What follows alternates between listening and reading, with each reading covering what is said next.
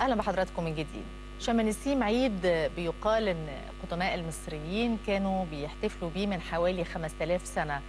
كان بمناسبة بداية بعد البعث وبداية مرحلة جديدة من الحياة، وبالتأكيد كان في مراحل كتير جدا مر بيها لحد ما وصل للوضع الحالي. ممكن يكون كان في قواسم مشتركة، ممكن يكون في حاجات استحدثت بمرور الزمن. هيكون لنا وقفة مع الخلفية التاريخية للاحتفال بأعياد شم النسيم، وإيه المراحل اللي مرت بيها لحد ما وصلت للطقوس الحالية اللي بنشوفها اللي بيقوم بيها المصريين على اختلاف دياناتهم. يسعدني أن يكون معايا في هذا اللقاء الأستاذ عماد مهدي، عضو اتحاد الأثريين المصريين. أهلا بحضرتك أستاذ عماد، وكل سنة وحضرتك كل سنة وحضرتك طيب، وكل سنة الشعب المصري طيب وبخير. طبعا شم النسيم يعني يا ريت حضرتك تدينا بقى معلومات أكتر وتصلح لو كنا قلنا حاجة مش مظبوطة. بصرف النظر عن الديانة، المصريين كلهم بيحتفلوا بيه من آلاف السنين، ومرتبط بطقوس معينه وبأطعمه معينه، وبالتاكيد يعني اصل الكلمه نفسها شم النسيم ممكن يكون في كتير من المشاهدين ما يعرفوهاش، ففرصه ان حضرتك موجود معنا نتعرف على المزيد. اهلا وسهلا بحضرتك. هو طبعا عيد شم النسيم هو عيد قومي مصري قديم، ملوش اي علاقه بالديانات خالص، ده عيد شعبي مصري خالص. ودي من دلائل عبقريه الهويه المصريه ان عيد زي دوت يفضل مستمر بطقوسه وبتقاليده لحد النهارده. فده بيدينا علامه ان الشعب المصري ده شعب فعلا متماسك وهويته قويه جدا، ان يفضل عيد زي ده ماشي لحد النهارده. هو عيد شم النسيم عيد بعث الحياه، وحتى ان المصري القديم قسم السنه الى 3 فصول: فصل الاخت وفصل البرد اللي هو الشتاء، فصل الاخت اللي هو الفيضان، وفصل الشمو اللي هو الحصاد اللي هو الربيع. احتفاله طبعا بيه يعني اطلق عليه حتى عيد حياه البعث، يعني بعث الحياه من جديد، لان طبعا عمليه الانبات وحصاد الارض الزراعيه بجميع محاصيلها، فده بيمثل ليه الحياه، حتى انه اطلق على فصل الشمو ده رمزيه العنخ اللي هي الحياه، فهو عيد بعث الحياه. نرجع للتسميه، ان طبعا حتى فتره قريبه جدا كنا بنتوقع ان مثلا الاسم ده بيعود الى اصل اسم الفصل اللي هو الشمو، ولكن وجدنا ان في مدلول اخر، ودي برضو من عبقريه الهويه المصريه، ان يفضل برضو الاسم يعني ما تحرفش، ولكنه ربما يكون تطور، ان هو شم سم، بمعنى انزل تريض او انزل الى الحدائق والتنزه. ودخلت في القبطيه المصريه او المسيحيه فيما بعد، وبقت شوم سيم، ثم تحولت الى العاميه المصريه اللي هي بقت شم النسيم. ودي برضو يعني من دلالات برضو عبقريه الهويه المصريه، ان اسم زي ده يفضل عبر الزمن ده كله. يعني احنا بنتكلم 5000 سنه قبل الميلاد، وربما في دلائل انه هذا العيد او هذا الاحتفال بيعود الى عصر ما قبل الاسرات، ولكن لم نجد المصادر اللي تؤكد هذا الكلام. هو في البدايات كان اسمه عيد شموش او حاجه كده؟ لا، ده اطلق عليه شموس، عيد الشموس. شموس ولكن يعني الموضوع ملوش علاقه خالص بحاسه الشم. لا يعني ملوش أي علاقة. شم النسيم مش بمعنى شم الجو الجميل مثلا او كده، لا ملهاش هو علاقه خالص. بص حضرتك، كل اعياد مصر القديمه لها علاقه بالظواهر الطبيعيه والفلكيه، واحنا بنتكلم عن الحصاد وبنتكلم عن الارض الزراعيه. يعني عايز اقول لحضرتك ان كلمه حب في مصر القديمه اللي هي بترمز الى العاطفه، اختار لها رمز غريب جدا. يعني احنا عندنا القلب، عندنا الروح، القاء. اختار ايه؟ تخيلي حضرتك على كلمه الحب دي، اختار الفأس. يعني تخيلي حضرتك الفأس يعني بيرمز بيه للحب. مر، كلمه مر، حتى مرت يعني المحبوبه، زي مرت اتين او مرت اتون. فكلمه مر يعني حب، فانت تختار الفاس رمزيه للحب. فده بيبين لنا قد ايه مصر القديم كان يحب الارض الزراعيه، وكان مغرم جدا بالارض الزراعيه وبالطبيعه. عندنا مثلا الاب اللي هو القلب، اختاروا مثلا رمزيه ان هو له علاقه بالضمير. عندنا مثلا البا والقا، يعني حتى الروح الروح في حد ذاتها حطها في 3 صفات. حط القاء اللي هي النفس البشريه، اللي هي الروح اللي بتفضل عايشه مع الانسان، وبمجرد ان الانسان ما بيموت بينتقل، بتبقى با اللي هو حطها في شكل طائر بتتحرر من الانسان وبتخترق الى السماء. وصفه ثالثه اللي هي الاخ. الاخ دي النورانيه، حتى احنا لما بنتخبط في حيطه بنقول اخ، او ننسى حاجه نقول اخ. دي من الموروثات اللي عايشه معانا لحد النهارده. فده بيبين لنا برضو قد ايه، يعني اذا كنا بنتكلم عن عيد شم النسيم ان هو من موروث شعبي عايش، لا ده احنا كمان في موروثات كتير جدا. يبقى احنا عندنا كا وبا واخ واخ، وفي عنخ اللي هي الحياه. عنخ اللي هي الحياه، بترمز الى الحياه. في علاقه بين عنخ وبين شم النسيم ولا لا، هو حط رمز لكلمه عنخ في الفصل كله، فصل الحصاد كله، لانه ده عنده ده عيد طول الفصل دوت. ارتباط بقى شم النسيم باعياد الربيع ده كان موجود منذ القدم؟ ده موجود منذ القدم، يعني اخر دلاله عندنا مقبره ميري روكا قسم فيها الثلاث فصول ديت في سقاره. عندنا يعني احدث دلائل على احتفال مصر القديم بشم النسيم بتعود الى الاسره الثالثه. عندنا كمان شواهد، يعني تخيل حضرتك الصور والنقوش والحفريات اللي على المعابد نفسها، هل في حاجات بتجسد للعيد ده او طبعا طبعا عندنا نبقى امون دوت، يعني تخيل حضرتك اجمل نزهه في قارب موجوده في مصر القديمه، زوج وبنته وزوجته بيتريضوا في النيل، والبنت ماسكه زهره اللوتس باقه من الزهور، وزوجته خلفه ماسكه باقه من الزهور، ومعاهم ده يعني على انهي معبد ده يا فندم؟ دي في معبد طيبه في الاقصر. معبد طيبه في الاقصر كتير. وعندنا مثلا كمان اول منسق زهور في العالم عرفوا مصر القديم كان في عصر امنحتب الثالث من نخت. ده تخيل حضرتك ده منسق زهور وباقات زهور رائعه موجوده على مقبرته برضه في طيبه. فده اول مهنه لمنسق الزهور موجوده في العالم كانت من مصر القديمه. تمام. عندنا حتى كانوا بيتباهوا بالزينه وبالاشجار في مقبره نبقى امون برضو، اللي هو كان كاتب في عصر مصر القديمه، مسجل رسم بيته ورسم النافوره اللي هي البحيره اللي بتتوسط الحديقه، لان دي كانت مهمه جدا في كل بيت مصري ان يكون فيه زي يعني بركه كده موجوده بيبقى فيها نباتات فيها الاسماك الزينه. فالمصري القديم كان بيسجل بدقه خطيره جدا حبه وولعه بالاشجار وبالزينه وبالجمال الطبيعي. يعني حتى يعني الحضاره المصريه مش حضاره اموات وتحنيط زي ما الناس بتعتقد، لا دي حضاره طبعا حياه واحتفالات. يعني عندنا ان احنا رصدنا مثلا في معبد هابو ان مصر القديمه وصلت ل 63 عيد، وبعض المؤرخين بيقولوا 282 عيد. تخيل حضرتك يعني طول السنه الاعياد دي، لدرجه ان المؤرخين زي بولتارخ وهيرودوت كتب ان لا كاد يخلو عيد في اقليم الا ان يبدا عيد في اقليم ايه اخر. الاعياد اللي كانت في القدم واستمرت حتى وقتنا هذا زي عيد شم النسيم؟ طبعا عيد شم النسيم عيد اللي هو يطلق على عيد النيروز، اللي هو عيد راس السنه في مصر القديمه. وطبعا يعني عايز اقول لحضرتك كمان الموروثات عندنا احنا كمان، يعني الموروث الجنائزي والافراح والسبوع والحاجات دي كلها، كل دي موروث مصري.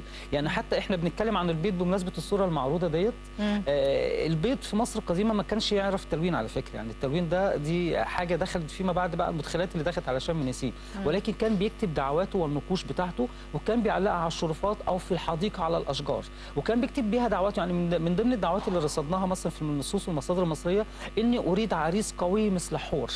في الفتاه يعني بتتمنى ان يجي لها عريس قوي مثل حور، والشاب مثلا يكتب اني اريد عروسه جميله مثل حتحور. الراجل مثلا الكبير بيقول اني اريد يعني اعطيني قارب للصيد.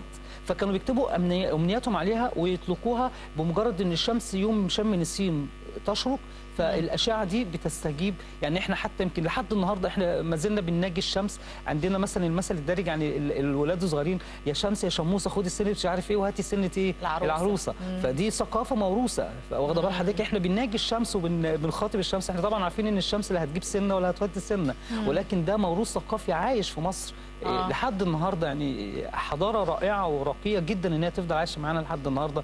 ومش ده بس كمان، لا ده احنا عندنا الموروث اللغوي في حد ذاته. يعني الموروث اللغوي اللي احنا بنتكلمه اللغه العاميه المصريه، يعني احنا رصدنا لحد دلوقتي 1000 كلمه عاميه احنا بنقولها ليها جذور مصريه قديمه، ومنها طبعا كلمه شم سم ثم شوم سيم اللي بقت النهارده شم النسيم. وكل سنه. طيب حضرتك قلت ان يعني وانا عايزه يعني النقطه دي اخدها منطلق لسؤال تاني. حضرتك قلت ان البيض ما كانش ملون قبل كده، وان ده كان شيء استحدث بعد كده بمرور الزمن، لكن هو ما كانش ملون. لا. لكن ابتدى يبقى يعني حتى يبقى ايه طقس كده يبعث على السعاده يعني، والاطفال يبتدوا يربطوا بين تلوين البيض وبين الاحتفال هو عيد زينه يعني عيد شم طيب الحاجات الثانيه اللي شم النسيم ارتبط بيها بقى زي الفسيخ والاسماك المحفوظه المملحه تمام. وغيرها، دي كانت موجوده منذ القدم طبعا ايضا. طبعا، وبرضه في تطورات دخلت عليها. بس خلينا بقى نرجع للتقويم بتاع شم النسيم. هل هو النهارده شم النسيم في مصر القديمه ولا لا؟ للاسف مش هو ده يوم شم النسيم في مصر القديمه. يوم شم النسيم الرسمي في مصر القديمه كان يوم 21 مارس اللي هو يوم الاعتدال الربيعي اللي بيتساوى فيه الليل والنهار. ولكن اللي حصل ان في الاحتلال الروماني في مصر تقريبا بعد 275 ميلاديا، اولتايوس ده كان امبراطور غير التقويم ودخله في عيد القيامه، واخده بال حضرتك. ولما كان بقى اخواننا المسيحيين كانوا بيصوموا، فكان طبعا بيصوموا من السمك، فتم ترحيل الى اليوم الاخر. ولكن الاحتفال الرسمي في مصر القديمه كان هو يوم 21 مارس اللي هو عيد يعني بدايه فصل الربيع باعتدال الربيع ودخول الشمس في برج الحمل. طيب امتى جه، بما اننا بنتكلم على التقويم، امتى جه الارتباط بيوم الاثنين؟ ما هو لازم شم النسيم يجي يوم اثنين. ده بقى حضرتك هو كان المفروض في برمهات، يعني كان يوم بالظبط تحديدا كان يوم 12 برمهات، وكلمه برمهات دي الشهر القبطي. حتى في الموروث برضو عند اخواننا الفلاحين يقولوا برمهات روح الغيط وهات. ليه؟ كان الحصاد طبعا موجود والخير موجود في الارض، فتم تحويله الى برمودا اللي هو بيوافق عيد القيامه لاخواننا المسيحيين، فتم تاجيله الى اليوم الثاني على طول مباشره. ولكن زي ما قلت لحضرتك ان تحديده بالظبط كان يوم 21 مارس، وانا اتمنى ان هو يرجع لطبيعته ثاني. وده طبعا يعني عارفه حضرتك لما دخل الرومان مصر كان في عمليه محاوله لطمس الهويه المصريه. يعني طمس الهويه المصريه ان هو يحرف العيد، يبعده عن مكانه، ويحاول يفرض ثقافته على الشعب المصري. ولكن الشعب المصري ابى انه يتاثر باي ثقافه محتل، بل بالعكس المصريين هم اللي اثروا على جميع المحتلين او الغزاة اللي دخلوا مصر. نرجع بقى للاكلات. الاكلات حضرتك شم يعني الفسيخ، المستحدثات اللي دخلت عليه الرنجه، ما كانش فيه الرنجه، ولكن كان السمك المملح بكل انواعه ومنها من الفسيخ. وده كان ليه يعني ليه المصري القديم ملح سمك؟ لما كان بيدخل الفيضان يفيض ويغيض الماء نهر النيل، كان بيعلق اسماك بكميات مهوله جدا في طمي النيل. فالمصري القديم هيعمل بيها، هيهدر الثروه السمكيه دي. فابتدى من هنا ان هو يبدا في تمليح. طبعا عندهم بقى ملح النطرون، وادي النطرون دوت غني بالملح، فابتدى ان هو يستخدم ملح النطرون، وابتدى ان هو يحافظ على الاسماك وتفضل بقى عايشه معاه طول السنه. فهنا برضو ده فكر اقتصادي راقي في مصر القديمه، ان هو ابتدى يستغل السمك العالق في الطمي النيل، وكان يقدر بالاف الاطنان. تخيل حضرتك بقى في الشوارع وفي البيوت وفي كل مكان، بمجرد انه بينحصر مياه الفيضان كان بيعلق اسماك كتير جدا. من هنا ارتبط بيه موضوع السمك. زي ما كان في استاذ عماد، زي ما حضرتك بتقول، على جدران المعابد صور للاسره وهي بتخرج تتريض وتمضي وقت في النيل وما الى ذلك، والاحتفالات بالاعياد وغير كده. هل كان في صور للاطعمه المميزه في اعياد شم النسيم؟ كل حاجه مسجله في المقابر المصريه وعلى النقوش موجوده. يعني الاسماك لدرجه ان في، يعني انا لسه نشر على صفحتي امبارح على الفيسبوك صور للفسيخ متحنط. يعني وجدنا يعني حتى الصوره لقت استحسان ناس كتير جدا. اول مره اشوف الفسيخ متحنط في مصر القديمه، دي انا نشرها امبارح. ويعني عندنا كمان دلائل وجود السمك المملح في مقابر العمال في بناة الاهرامات. يعني كانوا بيستخدموا السمك ده، كانوا بياكلوه في بناء الهرم. فده بيرجع لنا برضو ان الموضوع ليه جذور قديمه. الاسماك لا، كان بيهتم جدا بتمليح السمك، وطبعا ده كان مبتكر يعني عمليه التحنيط والكلام ده كله واستخدامه للملح، فسهل جدا ان هو يقدر يملح الاسماك ويستخدمها في الاكل. الحاجه اللي بعد كده البصل. طبعا يعني ده موجود كمان بوصفه طبيه في برديه ايفرست، يعني اشهر البردات الطبيه، لدرجه ان هو كان بياخد الزيت بتاع الخس كمان، وكان بيستخدمه لعلاج الصداع. يعني تخيلي كلها اكلات صحيه، سواء بصل، الخس، الملقانه. هو الاسم كمان الملقانه، لان دي كانت اجراس الربيع. يعني الملقانه دي هو الحمص الاخضر، كان في تجويف في الحبه بتاعته، فكان بيعمل اجراس. الرياح لما بتخبط في النبات فكان بتعمل اجراس، فكان ده مؤشر على قدوم الربيع وان النبات نضج. فمن هنا ابتدى حتى سماه حور، لانه كان واخد منظر راس حور. لو بصينا في الحمصه هنلاقي كده ليها سن مدبب، فرمز له برضه الحور. فبرضه خد حته الرمزيه، يعني الدين برضه كان بيأثر في المصري القديم قوي، فخد الحمص رمز للحور اللي هو حورس، خد الخس رمزيه اليمين اللي هو رب الخصوبه، وكان مكان زراعته كمان كان في اخميم الخس. خد البيت لبتاح، يعني رمز ان بدايه الخلق والانسان، من احدى نظريات الخلق كان البيض. فمن هنا برضه يعني كان دايما في الصبغه الدينيه كده المصري القديم برضه، يعني حته الدين دي بتاثر فيه قوي جدا وبتاثر في احتفالاته. ولكن الفسيخ والبصل دي موروث شعبي في مصر القديمه، ملوش اي رمزيه دينيه. حضرتك طبعا كنت بتطالب ان احنا نرجع للاصل تاني، بمعنى طبعا ان احنا نرجع نحتفل بشم النسيم يوم 21. هي وان كان بس يعني والحقيقه الموضوع ممكن البعض يشوفه سلاح ذو حدين، بمعنى ان هو كده هيتضارب مع عيد الام. لا مش هيتضارب ولا حاجه. هو في اجمل من زهره مش عايزين نسحب البساط يعني من الام. هو في اجمل يعني من زهره كل بيت مصر كده، ونقدم للام كده الزهره في عيد الربيع ده احتفالا بيها.